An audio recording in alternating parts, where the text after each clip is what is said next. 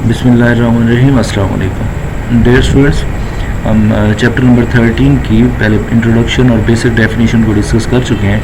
अभी हम एग्जांपल की तरफ आ रहे हैं, क्योंकि एग्जांपल अगर हम समझने में कामयाब हो गए तो एक्सरसाइज के कुछ क्वेश्चंस हमें ईजिली समझ आ जाएंगे। एग्जांपल नंबर 1 में कहा गया कि Abdul Rahim rolls a fair dice, what is the probability of getting the number divisible by 3।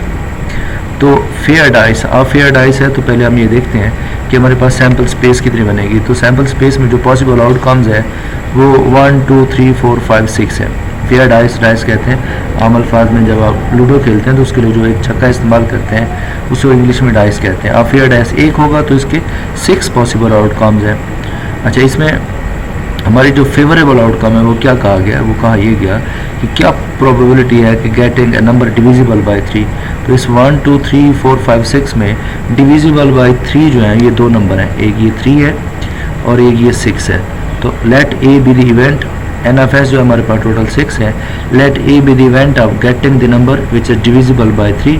तो वही दो नंबर हैं, A is equal to 3 and 6। N of A इसमें टोटल दो एलिमेंट्स हैं, एन ऑफ ए आपके पास ही हो गया। जैसे हमने इंट्रोडक्शन में पढ़ा था, पी ऑफ ए बराबर है N of A over N of S. Values put करेंगे 2/6 और इसे सिंप्लीफाई करेंगे तो पी ऑफ ए हमारे पास 1/3 के बराबर है। नेक्स्ट एग्जांपल है, बड़ी डिटेल के साथ इसमें चंद पॉइंट्स पूछे गए।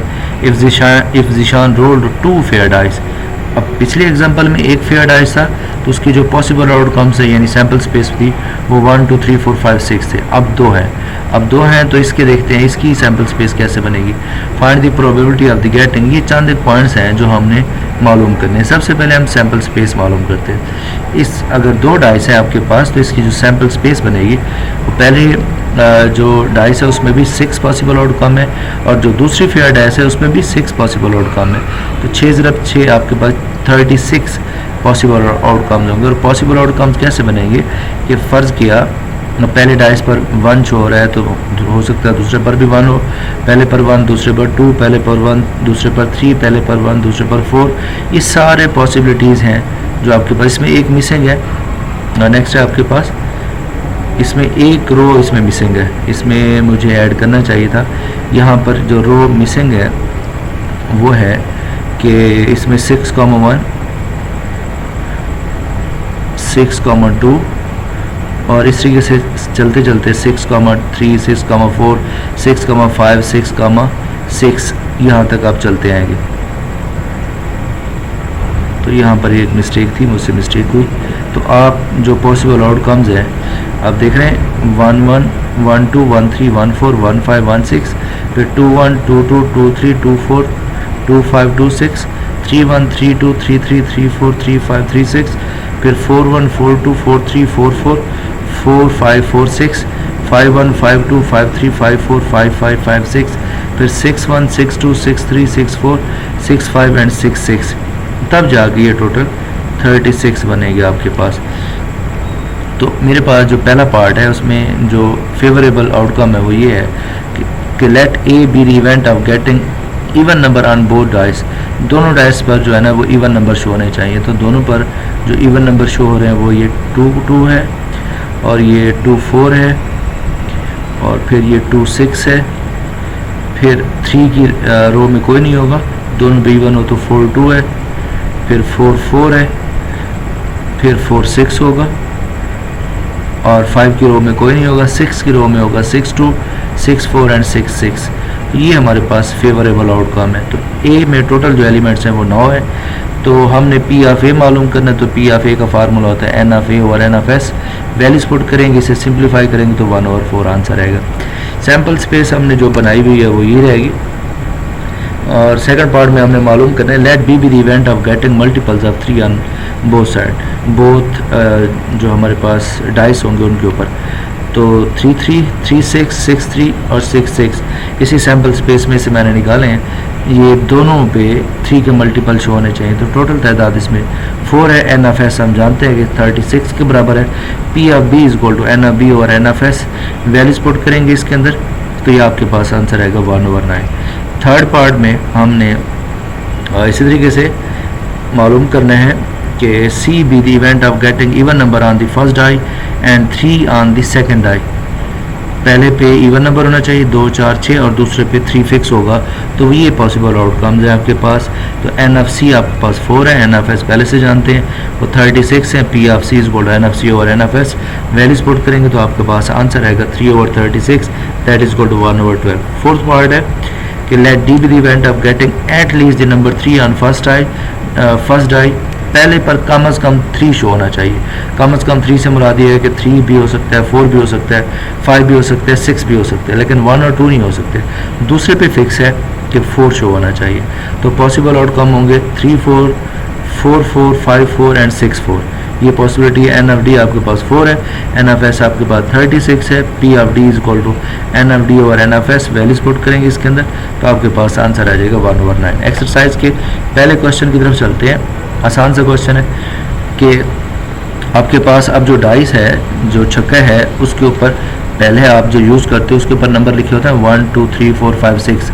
अब वो 1 की जगह पे एल यूज़ करता है, 2 की जगह पे एम, 3 की जगह पे एन, 4 की जगह पे ओ, 5 की जगह पे पी और 6 की जगह पर यू इस्तेमाल करता है।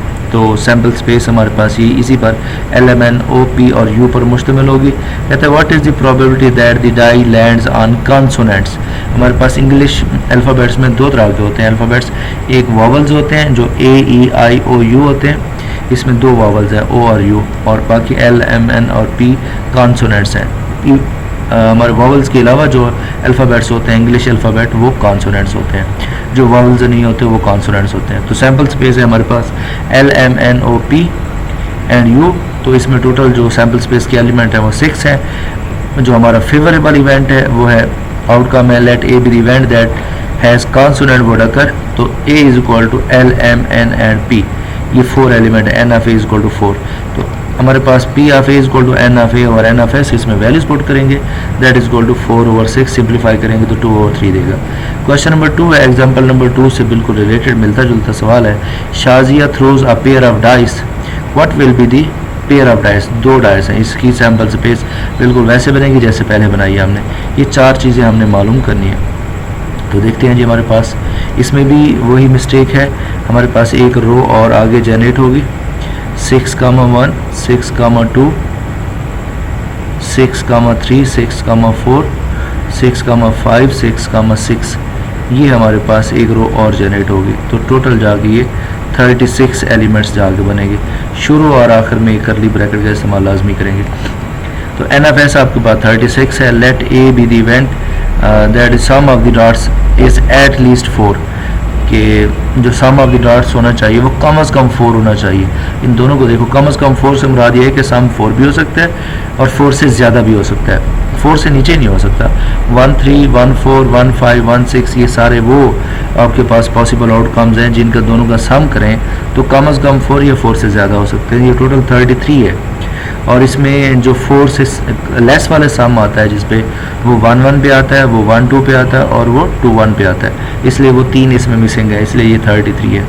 तो P of A is equal to N of A और N of S. Values put करेंगे इसके अंदर तो आपका ये आंसर आएगा 11 और 12। सेकंड में है let B be the event that the product of both dots is between 5 and 10। तो वो सैम्पल स्पेस बनेगी हमारे पास। पॉसिबल आउटकम 1 5, इन दोनों को प्रोडक्ट करें। पहली रो में 1 2 1 3 1 1 1 2 1 3, 1 1 का प्रोडक्ट करें 1 आता है जो कि 5 से छोटा है। 1 2 का प्रोडक्ट करें तो वो 2 आता है जो कि 5 से छोटा है। तो ये पॉसिबल आउटकम्स है जिनका प्रोडक्ट 5 और 10 के दरमियान आता है। तो एन ऑफ बी जो है वो 11 है, एन ऑफ एस 36 है। फार्मूला लगाते हैं P of B is equal to N of B और N of S. Values put करेंगे तो आपके पास ये आंसर आएगा। थर्ड पार्ट में है let C be the event of difference between both dots is equal to 4। दोनों का डिफरेंस जो है वो 4 होना चाहिए। तो 1 5 2 6 5 1 6 2, उन 36 में से ये निकाले हमने। वैल्यूज पुट करेंगे इसके अंदर तो ये हमारा आंसर आ जाएगा। नेक्स्ट है हमारे पास लास्ट पार्ट इस क्वेश्चन का। Let D be the event that the number at least 5 on the first die and the number at least 4 on the second die। तो ये हमारे पास इवेंट बनेंगे डी के। इसमें फार्मूला पुट करेंगे, फार्मूले के अंदर वैल्यूज पुट करेंगे, इसे सिंप्लीफाई करेंगे तो ये हमारे पास पहले 2 क्वेश्चन अभी हमने डिस्कस किए हैं। बाकी क्वेश्चन इंशाल्लाह नेक्स्ट लेक्चर में डिस्कस करेंगे। आप इनको रीड कीजिए, कोई बात आपको कंफ्यूज करती तो आप मुझसे डिस्कस कर सकते हैं। मिलते हैं नेक्स्ट लेक्चर में, तब तक के लिए अल्लाह हाफिज़।